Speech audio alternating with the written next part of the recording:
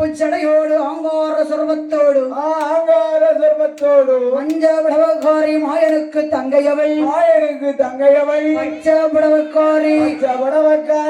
பார்வதிக்கு தங்கையவள் மாகாளி எப்படி வந்து அவதாரம் எடுத்திருக்கிறாள் எப்படி அம்மா வந்து அவதாரம் எடுத்திருக்கிறாள்